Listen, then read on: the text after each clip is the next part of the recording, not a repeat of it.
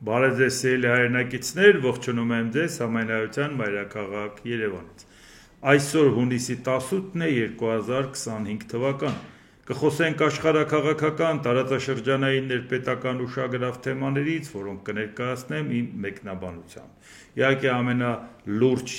իրադարձությունը, դաժան իրադարձությունը դա Իսրայելա-իրանական պատերազմն է, արդեն կարելի է անգամ պատերազմ ասել, թեպետ ասում են, որ դեռ գործողությունները չեն սկսել, ընդամենը փոխադարձ իրար հարվածներ են հասցնում,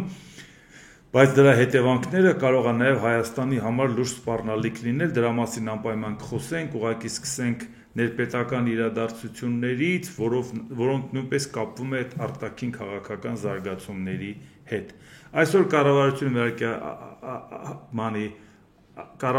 ազգային ժողովում կառավարության հետ հարց ու պատասխանի օր էր, առանձնապես նենց կարևոր բաներ չհնչեցին, ընդդիմությունն էլ հիմնականում բացակայում էր, հիմնականում մենակ հարցերը տալիս էին կուսակրոնության հետ կապված կաթողիկոսի, Նիկոլ Փաշինյանը գրքերով եկել էր մանրամասը կարդալու, այլևս իմաստ էլ չունի դրան անդրադառնալ, ավելի լավ է նայենք, թե ինչ զարգացումներ կա։ Ռուսաստանաբնակ գործարար Սամվել Կարապետյանին մեղադրանք է ներկայացրել իշխանությունը զավթելու հրապարակային կոչերի համար, քննիչը միջնորդություն է ներկայացնել դատարան կալանավորելու նրան։ Դեռ այս պահը, երբ որ եթեր էի մտնում, դեռ չկար հարցը, թե դատարանը որոշում կայացել է, թե չէ, դրան կանդրադառնանք վաղը, բայց տեսնենք մենք ինչ ունենք այսօր, դատարանի որոշումից առանձնապես ասելիքը չի փոխվի, որովհետև ինչ էր, Սամվել Կարապետյանը քննադատեց իշխանությանը եւ Նիկոլ Փաշինյանը հաթաթան տվեց, որից հետո սկսվեց process։ Հիմա խնդիրը նայենք այսպես։ Այն որ նախ ասեմ, որ անձնավ Սամվել Կարապետյանին չեմ ճանաչում, նա բարեգործական ծրագրերից որևէ առնչություն երբեք չեմ ունեցել, անգամ չգիտեմ որտեղ ինչ արվել, թռուցիկ կարող է ինչ-որ բաներ լսած լինեմ։ Դա ասում եմ նրա համար, որ նաև մարդիկ գիտեն, որ ռուսական կապիտալով Հայաստանի բիզնեսների նկատմամբ վերաբերմունքը բացական է եղել, որտեղ դա օգտագործվել է որպես քաղաքական լծակ։ Այդ տնտեսական օբյեկտները վերցնելը քաղաքական լծակ է դարձել մեր պետության ինքնիշխանության դեմ։ Էլ չեմ խոսում այն մասին, գույք պարտքի դիմացը որ տվել եմ, ասեմ դրա մասին 20 տարուց ավել եմ խոսացել, նաև գրվել է այն թերթում, որը Նիկոլ Փաշինյանն այն ժամանակ խմբագրում էր։ Ուզեմ ասեմ իմ տեսակետը մարդիկ հրաշալի գիտեն, բայց խնդիրը ըստեղ լրիվ միանգամայն հայլս է, խնդիրը ըստեղ մի Սամվել Կարապետյանն էլ չի, իսկ Նիկոլ Փաշինյանն էլ չի, ըստեղ մենք է, խնդիրը մենք ենք։ Որն է դա։ Լոնդոնում, Փարիզում,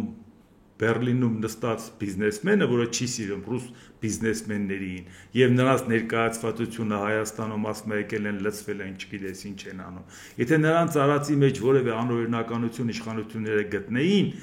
նրանց դեմ պայքարեին, ասեն ինչ որ բան սխալ է կարես է,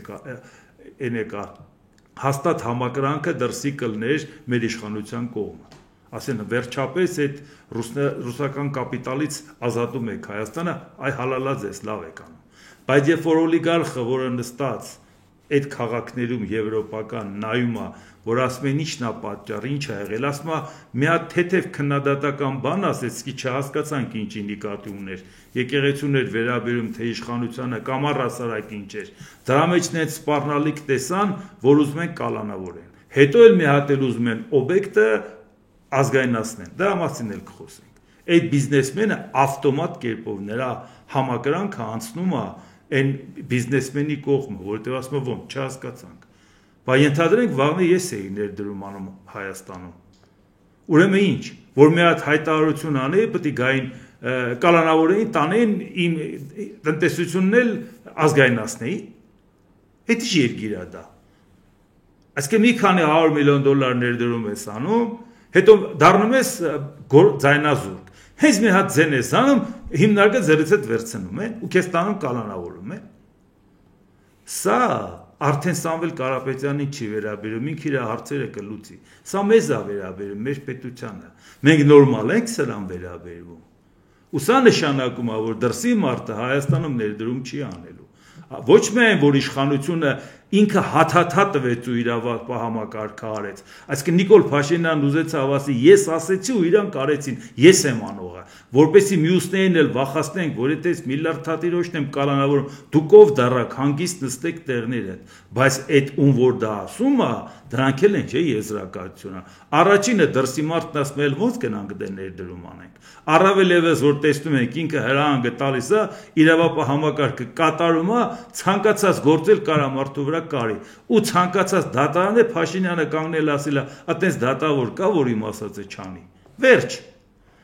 Սա մի տարբերակ երկրորդը Հայաստանի այն մարդիկ որոնց որ Նիկոլ Փաշինյանն ուզում է ասի ես որ իրան եմ կալանավորում բա դուք ով եք որ դուք չկալանավորվեք սուսուփուս նստեք նրանք մտածում են թե ոնց իրաց փողը երկրից անեն Որտեւ ասում են թե ինչ իմաստ ունի Այսինքն դառնանք մեծահարուստ մարդ դառնանք ձայնասուրկ մի հատ ձեն հանենք հիմնարկը ձեռներիցս վերցնեն կամ էլ մի հատ մահանա գտնեն ասեն լավ չես պահեք ես Կամ մտածելու են այդ փողերը դնեն իշխանությունը փոխեն որն էլ նույնպես անընդունելի բան է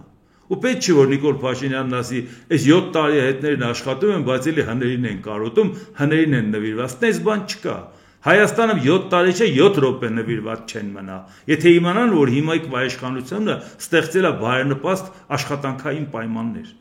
Նիկոլ Փաշինյանը իր կողքը շատ է տեսել մարդիկ, ովքեր եւ падգամավոր են եւ նախարար են, կառավարության ներկայացուցիչներ են եւ բիզնեսմեններ են, որ անցել են իր կողմը։ Ով որ գոհ անցել է իր կողմը եւ դրա համար պետք չի ասել, ինչա ասում եք լավ պայման ենք ստեղծել, էլ Սաշիկի նման 50-50 չկա անհարկի ձևով չի միջամտում պետեկամուտների կոմիտեն մենք ձեզ ոչ մի բանով ծանրաբեռնված նեղություն չենք տալի ու իրանք կարոտում են նախկիններին փոխանակ վայելեն Նիկոլ Փաշինյանի ստեղծած պայմանը ուրեմն Նիկոլ Փաշինյանի ստեղծած պայմանը հենց սա է որ ինքը ցույց տվեց այ եթե ուզենամ սենց կանեմ Այդ դա վնաս է տալու Հայաստանի տնտեսությանը, որը ինձ արդեն հետաքրքրում է, թե չէ Նիկոլ Փաշինյանին պաշտպանողները ընդեղ են, մյուսին պաշտպանողները ընդեղ են։ Հայաստանի շահերը պաշտպանողները ձեր հետ միասին նստած խոսում ենք։ Ու եթե շատ մարդիկ կան, որոնք ոգևորված արժեքներից են խոսում, գաղափարներից են խոսում, արևմտյան արժեքներից են խոսում, հիմա էլ ոգևորված արդարացնում են, որ այո, մենք այս անօրինականությունը ողջունում ենք, որովհետև ռուսական կապիտալի դեմ է։ Ժորժ ջան, իմաստ չունի ասել, որ դուք ռուսական կապիտալին դեմ եք կամ Ռուսաստանին դեմ եք։ Այդ ձևական բանը ասում եք, որպեսզի գորե, եթե հնարավորություն կա, դրսից միջ կրանտ կպցնեք Եվրոպայից։ Դուք ինչ արևմտամ եք։ Եթե դուք գտնում եք, որ կարելի է անօրինականությամբ ինչ որ բան վերցնել, ինչ կապ ունի ումից։ Վերջ, դուք Հայաստանին եք հարված հասցնում։ Այսինքն դուք ուզում եք ասեք դուք Ռուսաստանին դեմ եք, բայց կողմ եք Նիկոլ Փաշինյանին, որը Ռուսաստանի հետ կողմ է, բացի դրանից Հայաստանը ցանկանում է դարձնել հյուսիսարևմտյան Կորեա, մեծ Քիփլիկ Կորեա, հյուսիսային Կորեա ուզում սարքի Հայաստանը։ Այսինքն դուք դրա հետ համաձայն եք։ Այսինքն այս ինչ որ կատարվում է Սուպեր վարչապետական համակարգից մինչև միապետական համակարգ սարքելը։ Դուք դա արդարացնում եք մենակ նրանով, որի փրտեր Ռուսաստանին դեմ եք։ Բայց Նիկոլ Փաշինյանին հարցրեք ինքն էլ է դեմ։ Դա ընդհանրապես արդարացում է, որ ոնց պաշտպանեք Փաշինյանի արածը, հանօրինականություն անում, բայց գիտեք ում դեմ է անում։ Սա է Ժորժ ջան, սրա հետևանքները մենք ենք ստանալու։ Սրա հետևանքները, որովհետև ցանկացած ուրիշ գործարար մարդիկ լրիվ ուրիշ ձևի են այդ ամեն ինչին նայում։ Արևմտյան գործարար առավել եւս պետք է ասի, ես Հայաստան գնամ ներդրում անեմ։ Ես հայ չեմ, որ այնտեղ հսկայական թվով մարդիկ կան, Սամվել Կարապետյանի ազգոտակով բարեկամներով բոլորը կան տիրություն անեն։ Ես ով եմ, որ գնամ այնտեղ տիրություն անեմ։ Այս ձևի են մարդկանց հետ վարվում։ Այնպես որ սա մեր երկիրն է վնաս Ժորժ։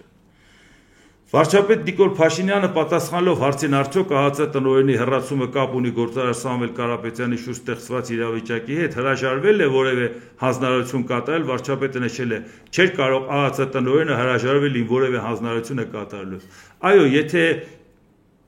ազգային անվտանգության ծառայության տնօրենը հրաժարվել է կատարել, որի համար Նիկոլ Փաշինյանը ազատել է, հանկարծ չփորձեք նրանից հերոս կերտել, որովհետև ինքը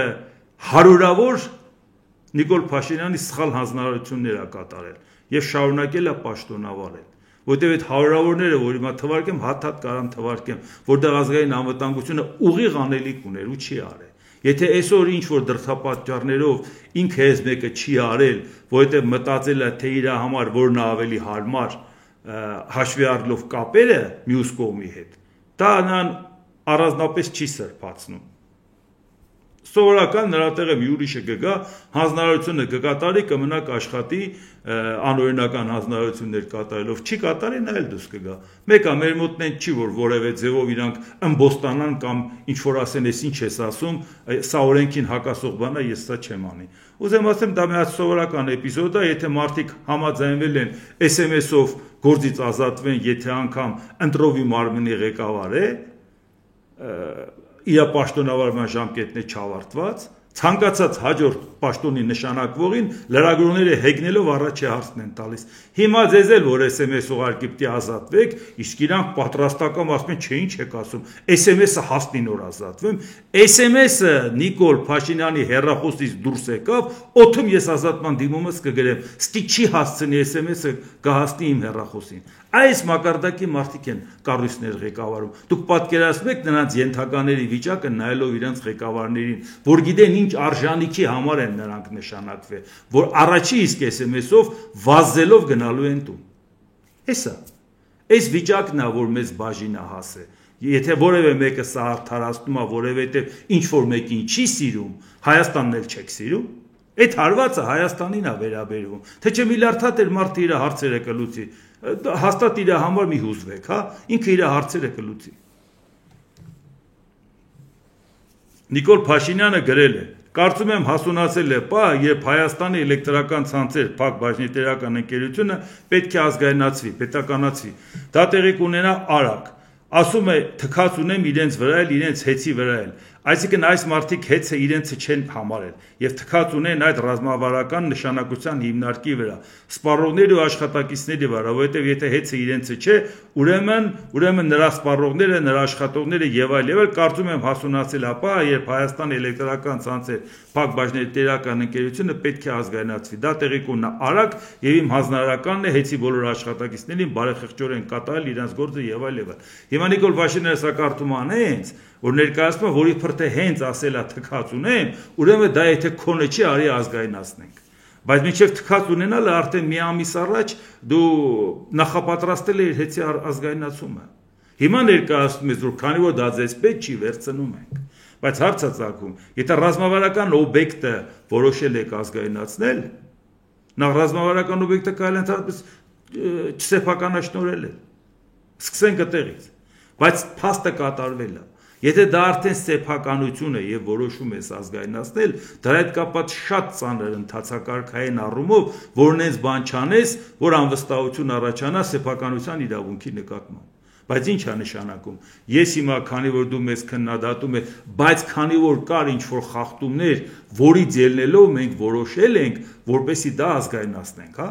Այսինքն ինչ հասել է դա։ Բայց որպեսզի հանկարծ դիմադրություն չլինի, հիմա արի մատ քրեական գործառույթ ենք։ Սա ինչ է աշխարհում պատտվելու մեր մասին։ Ես չեմ խոսում նրանց դե Մոսկվայից ինչ կասեն։ Մոսկվայից այն ինչ որ կասեն, ընդհակառակը հակառակ ազդեցություն է ունենալու մեր հասարակության մեջ։ Դրա մասին չեմ խոսում։ Մոսկվային չի հետաքրքրում, հետաքրքրում է մնացածը։ Նիկոլ Փաշինյան, Հայաստանում կա իրավակարգ եւ դրա շրջանակներում կարծում եմ ամենաարագ ու արդյունավետ գործելու տեղը ազգային ժողովն է, մեր մասնագետները քննարկում են, ԱԺ-ում արդեն կա նախագիծ, որտեղ ձեր բոլոր հարցերի պատասխանները տրվում են։ Օրենքի նախագիծը հաստատ մի օրում չէ, չէ՞ գրել երեկվանից մինչև այսօր։ Հասկանում եք օրենքը ինչ ծանր ընթացակարգ է, էլի, որպեսզի դա նախագիծ դառնա ինչքան կարևոր բաներ պետք է արվի։ Հետո ինքը խոստովանեց, որ դա այս մի ամիսա պատտվում է։ Այսինքն արդեն մի ամիսա որոշել եք, որ դա հանձնել։ Վերցնել, հիմա պետք է առիթ գալ։ Իսկ սեփականության իրավունքի նկատմամբ նման վերաբերմունքը ինչ արձագանք կունենա, ինձ թվում է դժվար չի հասկանալ։ Բայց քանի որ դա Նիկոլ Փաշինյանին չի հետաքրքրում, ինչի համար, որտեղ իրան ավելի շատ հետաքրքրում է, որ բիզնեսմենների մտքով չանցնի հանկարծ ընդդիմադիր որևէ քայլեր անեն կամ որևէ ընդդիմադիրի օգնեն կամ իրանք ընդդիմադիր գործունեությամբ զբաղվեն, բոլորը կպատժվեն, թե Հայաստանը դա ինչ կտուժի, իրան առանձնապես չի հետաքրքրում։ Հետո վարչապետ Նիկոլ Փաշինյանը հաստատել է, որ առաջիկա օրերին կայցելի Թուրքիա։ Այցը նախատեսված է այցի վերաբերյալ համատեղության իմաստով պայմանավորվածությունները չխախտելու համար, ընդամենը ասեմ այն, ինչ արդեն հայտնի է։ Փաշինյանը նշել է, որ այցի օրակարգի վերաբերյալ համատեղ հայտարարություն կլինի։ Իհարկե Նիկոլ Փաշինյանը կգնա, Էրդողանի հետ կպայմանավորվի, կասի, որ այն ինչ որ Պուտինին ասել եմ, երթումը հիմա արդեն երթումը տեղափոխում ենք այս կողմի վրա, իհարկե Պուտինի հետ կպահպանենք, չենք կարող չպահպանենք, բայց կավելացնենք հիմնականում մեզ գիծը։ Այսինքն այն ինչ որ ասենք այսօր Թուրքիայի հետ Նիկոլ Փաշինյանը պատկերացնում է, որ անի, ինքը հասկանում է դրա հետևանքները, նետ չի որ պետք է Թուրքիա գնա այնտեղ փաստաթուղթ ստորագրի, որևէ կարգավիճակ չունեն Թուրքիայի հետ փաստաթուղթ ստորագրելու, բայց Նիկոլ Փաշինյանը այնտեղ բանը ուղենիշները կիմանա Էրդողանը իրան ինչա հանձնարարում, Ալիևին էլ ինչա պայմանավորվելու, վաղը հենց հանդիպման ընթացքում, որից հետո արդեն Նիկոլ Փաշինյանը արդեն գիտի իր անելիքը, կմնա Նիկոլ Փաշինյանն էլ մի հատ նստեն արդեն ցուցումները տալուց հետո Ալիևի հետ պայմանավորվեն ինչ են անելու եւ վերջ, որի արդյունքում մենք արդեն կունենանք մի հատ վիճակ, շուտ կգանք տեսնենք, կասենք, վայ, բա դրա համար է դες երկրի ներսում սենց ամեն ինչից խոսում։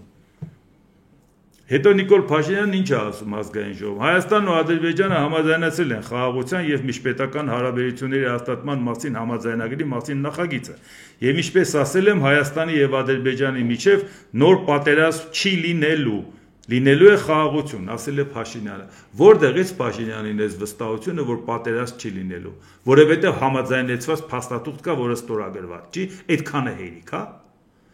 Բա մոռացել ենք, որ Նիկոլ Փաշինյանը, որ ասում է գյուղերը պետք է հանձնենք, ասում է, հա, եթե չհանձնենք, Ալիևը հարձակվելու է, մի բան էլ ավել է վերցնելու։ Եթե սահմանադրության նախաբանը չփոխենք, ցլերը հարձակվելու են։ Պետք է փոխենք, ձև չկա, այլապես պատերազմ կսկսվի։ Մեզ միշտ ներսում ահաբեկել են պատերազմով։ Հիմա ինչ պատահեց, որ սենց կատեգորիկ ասում է պատերազմ չի լինի։ Ինչ ես պատրաստվել զիջես, որ պատերազմ չի լինի։ Իսկ հիմա նայենք ինչա պատրաստվել զիջել։ Խաղաղությունը ինչին է բերելու։ Ադրբեջանի նախագահ Իլհամ Ալիևն ասել է, Հայաստանը պետք է հարգի ադրբեջանցիների իրենց նախնիների հողը վերադառնալու իրավունքը։ Սա կարևոր պայման է տարածաշրջանում խաղաղության, հաշտեցման եւ մարդու իրավունքների ապահովման համար։ Ասվել է Ալիևի Բաքվում օմբուդսմենների միջազգային սիմպոզիումի մասնակիցներին ուղղված ելույթում։ Այսինքն Ալիևը խաղաղությունը պայմանավորում է 300,000-ի վերադառնալով, որ մեռանք ասելով այդ 100,000-ի հետ կապված Հայաստանը որևէ պարտավորվածություն չունի խորհրդային միությունից իրան պատվիրակված կամ ժառանգված, չունի, շատ ենք խոսել, նորից չկրկնեմ դա, բայց ինչպես տեսնում եք, Նիկոլ Փաշինյանը խոսում է խաղաղությունից, Ալիևը նոր պահանջ աներ, այս պահանջը նոր չի, բայց հիմա նորից կրկնում, այս մարդը խաղաղություն է ուզում։ Իսկ ինչ էր ասում ազգային ժողովի նախագահը, հենց խաղաղության պայմանագիրը ստորագրենք, այո, 300,000-ը պետք է հետ գան։ Այսինքն դուք այսօր տեսնում եք, որ պատերազմը ոնց են քու երկրի տարածքում օգտագործում ներսի մարդկանց ուժերը, իրանց մտցրած մարդկանց միջոցով, թե Ռուսաստանում, Ուկրաինայի կողմից մտցրած, թե Իրանում, Իսրայելի կողմից մտցրած, մենք 300,000 մարդու վերցնելու պարտավորություն ենք վերցնում։ Բա ոնց է որ Նիկոլ Փաշինյանը վստահ է, որ այս խնդիրը Ադրբեջանը պատերազմով չի լուծելու այս խառը աշխարհակաղակական իրավիճակում։ Ուրեմն որովհետև ինքը դա տալու է խաղաղ պայմաններում, ինչ կա չհասկանալու։ Ինքը պայմանավորվել է դա որպես պարտավորություն ընդունի։ Ունեն չի որ իրանք հերքում են, ես շառ եմ անում։ Ազգային ժողովի նախագահն ասեց։ Հենց խաղաղությունը ստորագրենք 5 րոպե հետո արեստուր են անելու Ադրբեջանի հետ, մեկ էլ այդ 300,000-ը պետք է հետ գան, բայց ինչ անեն։ Դժվար չի բացեք եւ նայեք որ ինչ ասել։ Ու դրանով մենք անդրադարձել ենք։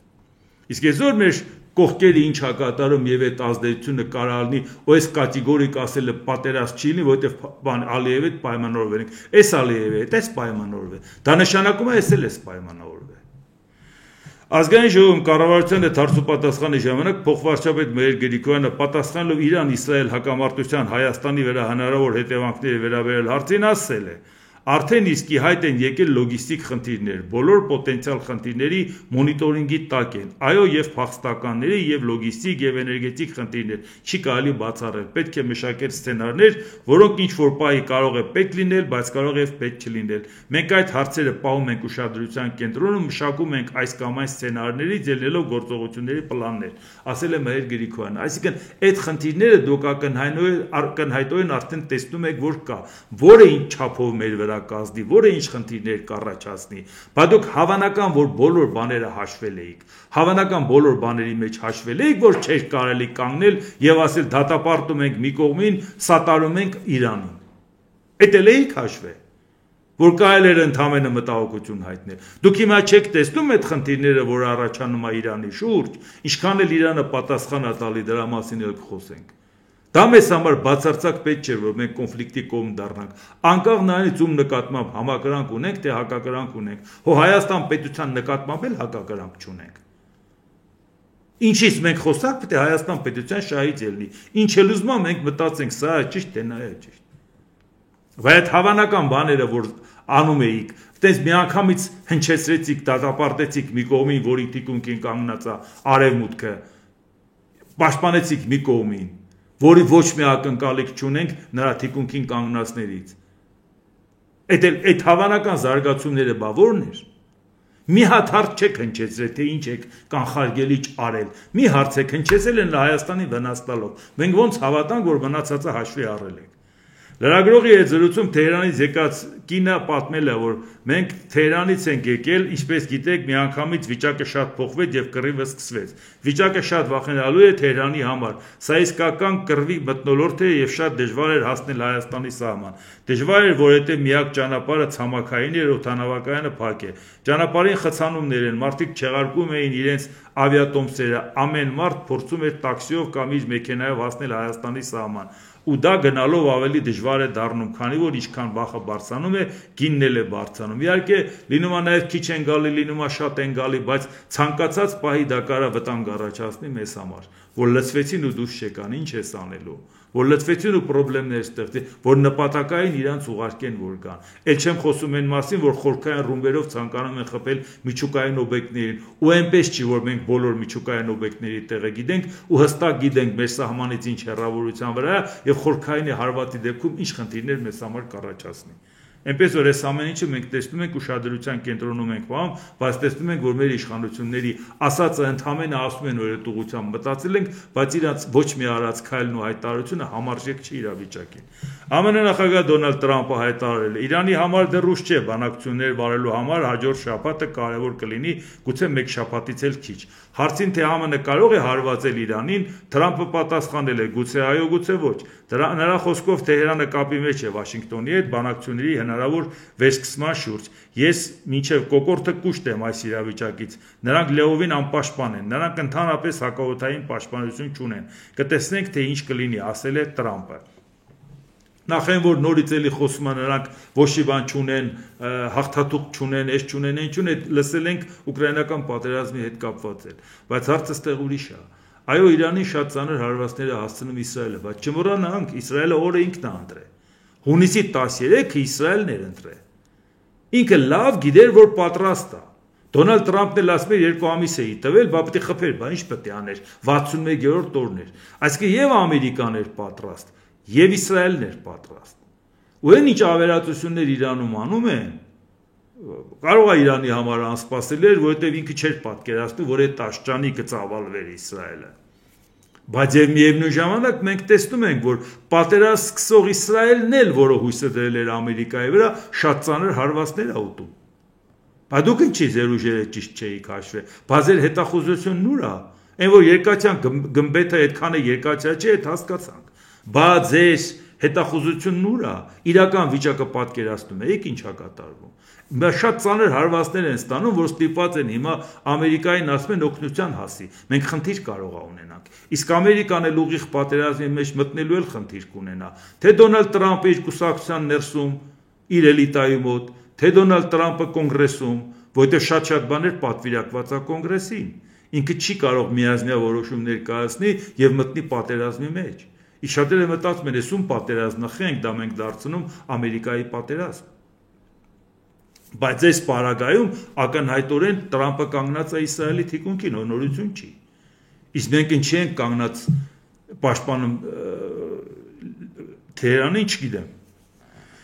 Դոնալդ Տրամպը հայտարարել է, որ հեռախոսազրույց է ունեցել Ռուսաստանի նախագահ Վլադիմիր Պուտինի հետ, որի ժամանակ վերջինս իր մեջնորդական ծառայություններն է առաջարկել լուծելու Իսրայելի եւ Իրանի միջև կոնֆլիկտը։ Պուտինն առաջարկեց օգնել խաղաղ միջնորդի դերում, իսկ ես ասացի՝ մի լավություն արեք, նախ լուծեք ձեր ունեցած խնդիրը։ Վլադիմիր, նախ լուծենք Ռուսաստանի հետ կապված իրավիճակը եւ հետո դուք կարող եք գործ ունենալ Իրանի հետ, ընդգծել է ԱՄՆ նախագահը։ Իսկ հիմա նաեւ Իսրայելի ուշքն ու միտքը նայա, որ կարողանա ներպետական այնպիսի ցնցումներ առաջացնի, որ գլուխ բարձրացնեն քրդերը, գլուխ բարձրացնեն էթնիկ ադրբեջանցիները, գլուխ բարձրացնեն նրանք, ովքեր կողմ էին շահի կառավարման ժամանակներին, համենայն դեպս փորձեն ներպետական ցնցումներ, որը առայժմ չի հաջողվում ու այնպես էլ չի, որ մոտեն հաջողության։ Ավելի շատ լարվածություն է առաջանում նաև Իսրայելի մոտ, որովհետև այս ծանր հարվածները Իսրայելի ներսում էլ է առաջացնում, իսկ իրանք ժողովրդավարական երկիր են։ Իրանք ասեն, կարող ասեն, քո արածը էս ինչին էր նման, այս ինչի համար սկսեցիր այս պահին, երբ որ ընտրողը դու էիր։ Եվ ինչի ենք մենք այսպիսի հարվածներ ստանում, ինչի մենք պատրաստ չէինք դրան։ Կամ եթե Ամերիկան մեզ բավարար չափով չէր պաշտպանելու մեր օդը փակել, խնդիրներ լուծեր, գոնե մենք իմանայինք ինչ ենք անում եւ ում համար ենք անում։ Իրանի վերջին շահի 1979 թվականին իսլամական հեղափոխության ժամանակ տապալված Մոհամմադ Ռեզա Փահլավիի որդին Ռեզա Փահլավին Իրանի դեմ Իսրայելի հարձակման ֆոնին դիմել է երկրի ժողովրդին, հույս հայտնելով Իրանի Իսլամական Հանրապետության ռեժիմի անխուսափելի փլուզման վերաբերյալ։ Իսլամական Հանրապետությունը հասել է իր վերջին եւ գտնվում է կործանման գործընթացում։ Ասել է Փահլավին, որն իրեն համարում է այժմ թափուր իրանական գահի ժառանգորդը։ Այն ինչ սկսվել է անշրջելի է, ապագան պայծառ է, ռեժիմի ճնշման ապարատը փլուզվում է, այժմ պարզապես անհրաժեշտ է համազգային ապստամբություն այս մղջավանջային մեկընդմիշտ վերջ դնելու համար։ Հիմա ժամանակն է ոտքի կանգնել, ժամանակը Իրանը վերադարձնելու։ Փահլավին Իսրայելի հետ հակամարտության պատասխանատվությունը դրել է Խամեյնիի եւ Իրանի իշխանությունների վրա։ Ռեզա Փահլավին ապրում է Միացյալ Նահանգներում, նա Իրանի ազգային խորհրդի առաջնորդն է, որը Իսլամական Հանրապետության ընդդիմադիր կուսակցությունն է եւ արգելված Իրանում։ Մի քանի անգամ խոսել ենք Փահլավիի դերակատարության մասին, այո, Միացյալ Նահանգներում է 65 տարեկան, 60 թվականին նա ծնվել 1900, հարավային Կալիֆոռնիայի համալսարանն է ավարտել, ռազմական նաև կոչում ունի,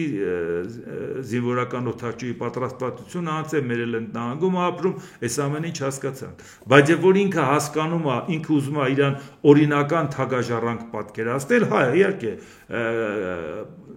տապալված շահի ավագ որդիներ շեհզադեեր, էլի թագաժառանգ էր, բայց չկա այդ թագավորական կարգը գոյություն չունի Իրանում։ Ինչի համար եմ ասում, եթե ինքը համարում է իրան օրինական թագաժառանգ, ուրեմն նաև պետք է լինի պատասխանատուն իր հոր արածների, բայց լավ կլներ, որ ինքը իր հոր արածներից կամարց մաքրվեր, ասել, որ ինքը ավելի պրոգրեսիվ հայացքներ ունի, ինքը այլ ձևի է պատկերացնում, ոչ թե մտածել, որ ես օրինական կարամ վերադառնամ, այն էլ Իսրայելի հարվածներից հետո։ Ինքը այդ շանսը ուներ վերադառնալու, որպեսզի բերեր ժողովրդավարական ինչ-որ կարգեր, ասեր, այս կրոնապետությունից պրծացնենք, որտեղ մանավանդ ինքը աշխարհիկ պետության կողմնակից է, լավ կրթություն ստացած, ամեն ինչ արած, հսկայական թվով ինտելեկտուալ մարդիկ կան դրսում, որոնց հետ կարելի էր համախմբել եւ այդ ուժերը օգտագործել։ Բայց ասել Իսրայելը լավ է անում, որ խփում է մեղավորը դուք եք, դա չի աշխատելու։ Դա շատ վատ տարբերակ է, մի քանի անգամ ես դրան անդրադարձել եմ։ Շատ վատ տարբերակ ընտրեցին իրան խաղադաշտ մտցնելու։ Հասարակությունը ինչքան է դժգոհ լինի այս իշխանությունից,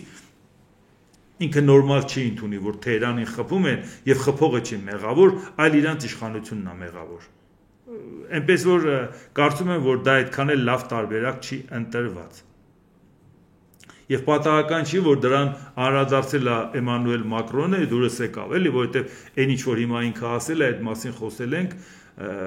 լավա որ ինքը գործից հասկանում է։ Ֆրանսիայի նախագահ Էմանուել Մակրոն: Այսօր ամենամեծ սխալը կլինի փորձել Իրանում ռեժիմի փոփոխություն կատարել ռազմական միջոցներով, քանի որ դա կհանգեցնի քաոսի, ասել է Մակրոնը, զգուշացնելով, որ ոչ ոք չի կարող ասել, թե ինչ է լինելու հաջորդիվ: Մենք երբեք չենք աջակցում տարածաշրջանային անկայունացման գործողություններին, հավելել է Ֆրանսիայի նախագահը: Մակրոնը ԱՄՆ և ՆԱՏՕ-ի դաշնակիցների կողմից Իրաքում և Լիբիայում իրականացված հարկադիր ռեժիմային փոփոխությունները հիշատակել է որպես անցյալի սխալներ, որոնք չպետք է կրկնվեն, քանի որ դրանք հանգեցրել են հետագա մահացու քաղաքական անկայունության: Լիովին համաձայն եմ Էմանուել Մակրոնի ասածի հետ, առավել ևս, որ մի քանի օր է դրա մասին մենք խոսում ենք, սա այն տարբերակը չի, որ ավելի լավ է, որպեսզի կարողանանք Իրանին հաղթենք, բերեք ներսում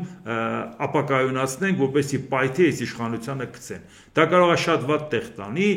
և պատահական չէր, որ 2003 թվականին, երբ որ հիշացրեց նաև Իրաքի դեպքը, մինչև հիմա Իրաքում կարգավորված չի, այնպես որ այդ խնդիրները իսկապես կան: Իսկ Իրանի գերագույն առաջնորդ Ալի Խամեյնին հայտարարել է Իսրայելի հետ ռազմական հակամարտության նոր փուլի մասին. «Ճակատամարտն սկսվում է: Մենք պետք է ուժեղ պատասխան տանք ահաբեկչական սիոնիստական ռեժիմին: Մենք ողորմածություն չենք ցուցաբերի սիոնիստներին: Իրանցի ժողովուրդը կդիմադրի թե պարտադրված պատերազմին, թե պարտադրված խաղաղության դեմ և չի հանձնվելու որևէ մեկին»: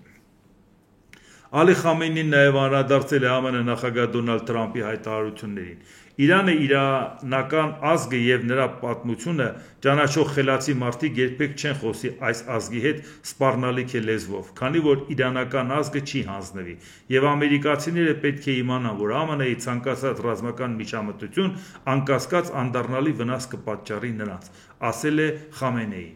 Հիմա տեսնում եք, որ նաև Իրանը չի զիջում, շարունակում է և սպառնալիքներին նաև ԱՄՆ-ի չի ենթարկվում, որ ասում է կդնենք, կավիրենք, կվերացնենք, Թեհրանը ազատենք, դուս եկեք, խփելու ենք և այլ և այլ: Ինչպես տեսնում եք, հակառակ պատասխանները տալիս են նաև հարվածների տեսքով, ոչ միայն բառերի տեսքով: Սա է, որ մեզ համար խնդիր է առաջացնում, որովհետև Արևմուտքը ավելի է կոշտացնում, Թրամփը ավելի է կոշտացնում, իսկ մենք մեր անվտանգությունը ումից ենք ակնկալում, որ ասում ենք գիտեք ինչ, Ադրբեջանը չի հարձակվի ու վերջ: Այնքան բան կարող է լինի, բացի Ադրբեջանի հարձակվելը: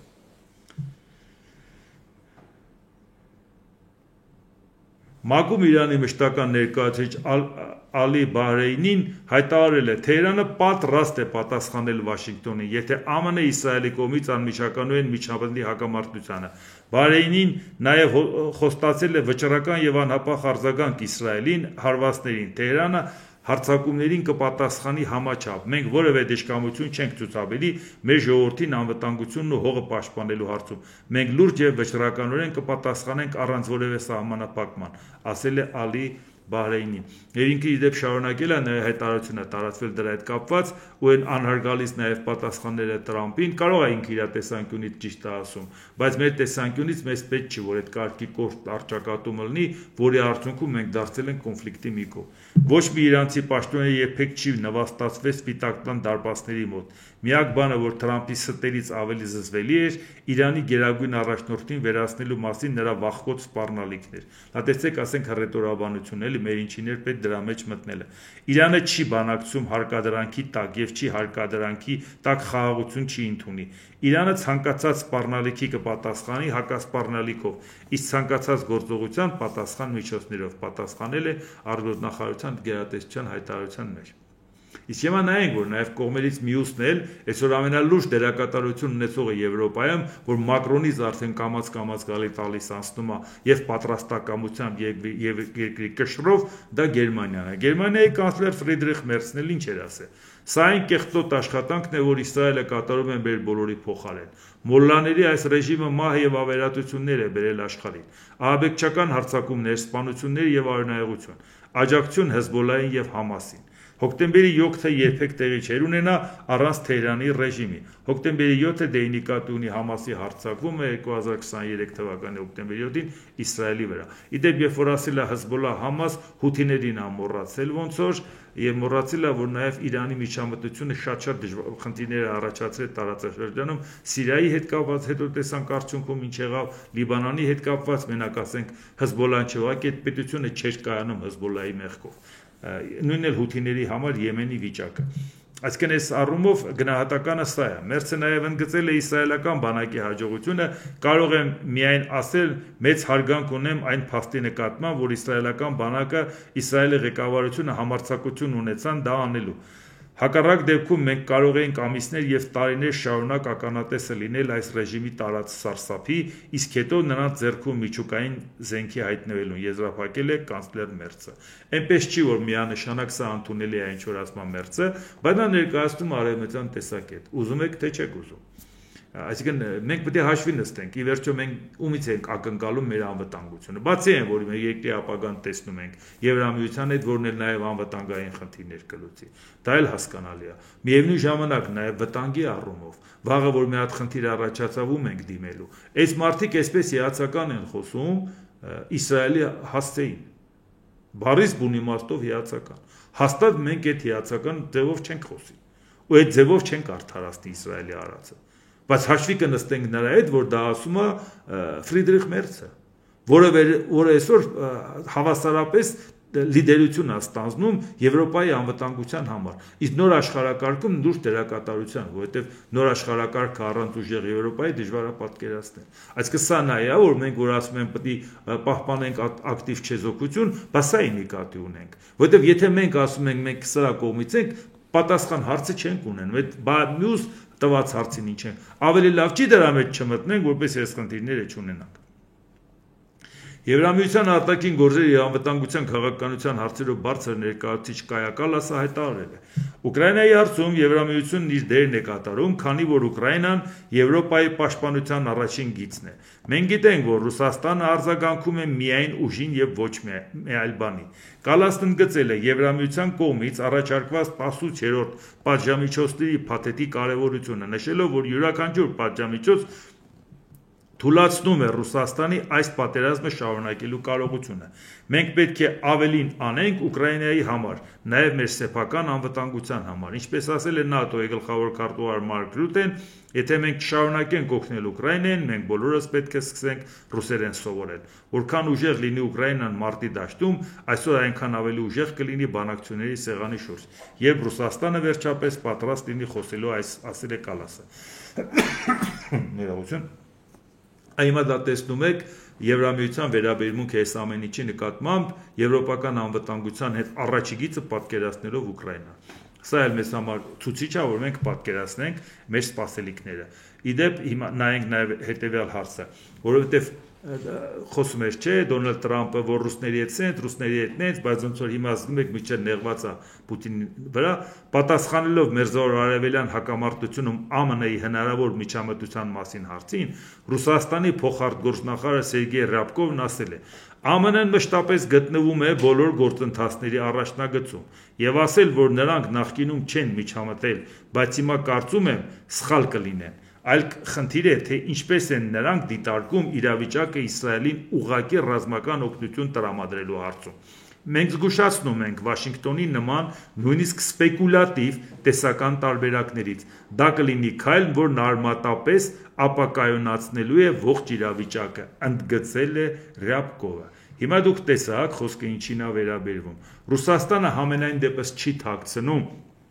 իր վերաբերմունքը, որ ոչ միայն ինքը դատապարտում է Իսրայելի արածը, այլ նաև դատապարտում է Ամերիկայի Միացյալ Նահանգների աջակցությունը Իսրայելին։ Այսինքն խաղը դառնում է բավական կոշտ։ Մենք այսօր ում հետ ենք գործընկեր, ինչին ենք ձգտում, այդ ում հետ ենք բալանսավորված քաղաքականություն վարում։ Մի հատ նայում ենք ինչ է կատարում։ Այդ բալանսը ոնց ենք պահելու։ Ես մի հատ ուզում եմ հասկանամ, դա որն է։ Որն է, եթե այսօրվա դրությամբ Իրանը որոշեց շարունակել կոնֆլիկտը, Իրանը չզիջեց, որի պարագայում Ամերիկան բավոր մտածի, բավոր հանկարծ գործը հասնի ցամաքային գործողությունը, կամ այդ խորքային ռումբերը, որը ունի Միացյալ Նահանգները, որը տրամադրի Իսրայելին, որը հարվածներ հասցնի, այդ խորքային ռումբերի հետևանքները նաև կարող է իսկապես առաջացնի, եթե ռադիացիոն ինչ-որ մի հատ խնդիր առաջանա, մարդիկ կարող ուղղակի հոսքով լցվեն Հայաստան։ Տա Աստված, որ խնդիրը դրան չհասնի։ Առավել ևս, որ մենք գիտենք, որ մերոնք հաստատ դեմը չեն առնելու։ Շատ դժվար է պատկերացնել մարդը երախուն գրկած մտնում է քո սահման։ Ոնց էս դեմը առնելու, ինչ է կրակելու ես։ Իսկ դա կարող է նաև սովորացրած լինել որանի։ Երբ որ որևէ մեկ կարծիք է հայտնում, որ այս ինչ լավ էր, եկանք Իրանից մտանք Հայաստան, սենց խառնված գալիս ենք, մարդիկ են պատմում են եւ ուրախությամբ ասում են, որ շատ արագ բերոնք փաստաթղթերը ստուգել են մեր սահմանապահները, անցակետի եւ շատ արագ թողել են առանց որևէ խոչընդոտ առաջացնելու եւ դրական կարծիք են հայտնել, որ տեսեք ինչքան լավն են էլի մեր սահմանապահները, դա ինձ չի ուրախացնում, որտեւ երբ որ ինքը նման բան է ասում, դա լայվ լսում են այնտեղ որոշակի մարդիկ, որ մտածում են, որ սահմանը կարելի է շատ հեշտ անցնել նույնիսկ անցակետով։ Իսկ մենք մտածում ենք, այդ բոլորը փախնողները մեր բարեկամն են, կամ էլ թե չէ փախնելու անվան տակ մեր մոտեկողները մեր բարեկամն են, թե մոռացել ենք, որ Էրդողանը դեռ 2 տարի առաջ էր ասում, որ մենք ոտի կհանենք ադրբեջանցիներին Իրանի դեմ, եթե Իրանը ցանկանա ծավալվի տարածաշրջանում։ Մենք ոչ մի բան չենք մոռանում, ժողովուրդ ջան, իրանք էլ չեն մոռանում։ Իրանք դնում են դարագում, վրան աշխատում են հարմար։ Այս ընթացքում, որ դուք տեսաք, որ 1.5 տարով կարային օպերացիա կազմակերպեին Ռուսաստանի տարածքում, 8 ամիս օպերացիա կազմակերպեց Համասը Իսրայելին հարվածելու համար հրթիռներ էր կուտակում։ Այդքան ամիս Իսրայելը աշխատեց Իրանի տարածքում, չեք հասկանում, որ ոչ մեկը ոչ մի բան չի քննացնում, լավ էլ դրած հետևողականորեն աշխատում են դրա ուղղությամբ։ Եվ այս պարագայում մենք որքանով ենք դրան պատրաստ, որքանով է մեր քայլերը համարժեք այս ամեն ինչին։ Սա է հարցը, որտեղ այսօր մտածել, որ ներքաղաքական այս պրոցեսները ծառայեցնել նրան, ինչքան ենք ասել, որ այս ընտրությունը տարբերվելու է նախորդից նրանով, որ այս ընտրության վրա արտաքին քաղաքական կոմպոնենտի ազդեցությունը շատ մեծ է ալնելու, ու նույնիսկ ոչ մեր պատճառով։ Աշխարհում հիմա որ ընտրությունը լինի, այդ կոմպոնենտը կա, որովհետև նոր աշխարհակարգ է ձևավորում, մի զարմանալու բան չի։ Ու այս պարագայում այո լարվածությունը լինելու է, ու այնպես չի, որ այդ լարվածությունը մեր իշխանությունների կողմից վերահսկելի է։ Առավել ևս, որ մեր իշխանության վերաբերմունքը լուրջ մտածված քայլերի ուղղությամբ, ինչպես Իսրայել-Իրան պատերազմն էր, տեսանք իր վերաբերմունքը ինչ մակերեսային էր։ Ուր մնաց մենք հավատանք, որ իրանք լուրջ բաներ կարան մտածեն։ Եվ ինձ միակ բանը, որը մտածում են, Թուրքիայի հետ լավ լինենք, Ադրբեջանի հետ լավ լինենք, էլ ինչ խնդրեմ, պատերազմումից ենք սպասելու, որ վերջ ավարտվեց։ Իսկ ով ասե, որ նրանք որ քո հետ նստեն պայմանավորվեն, այդ պայմանավորվածությունը կատարվելու է։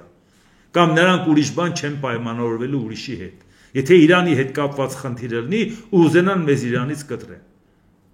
Այո, վատագույն սցենարներն էլ պետք է մտածես, որպեսզի դա գլխիկ չգա, այդ ինչ մի զարմանալու բան է։ Եվ ինչպես տեսնում ենք, երբ որ այդ մասին խոսում են, Փաշինյանը հիստերիայի մեջ է անգնում, այդ հարցը մի ասեք, եւ այլեւա դա ոնց որ պրովոկացիոն հարց է համարում,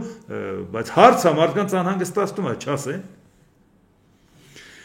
Դե ինչ, այսօր այսքանը, եթե հավանեցիք, սեղմեք լայք կոճակը, բաժանորդագրվեք Էդվարդ Անտինյան YouTube-յան ալիքին, սեղմեք զանգակ կոճակը, գրեք մեկնաբանություններ, գրեք հարցեր, դիտեք եւ դատեք ինքներդ։ Շնորհակալություն։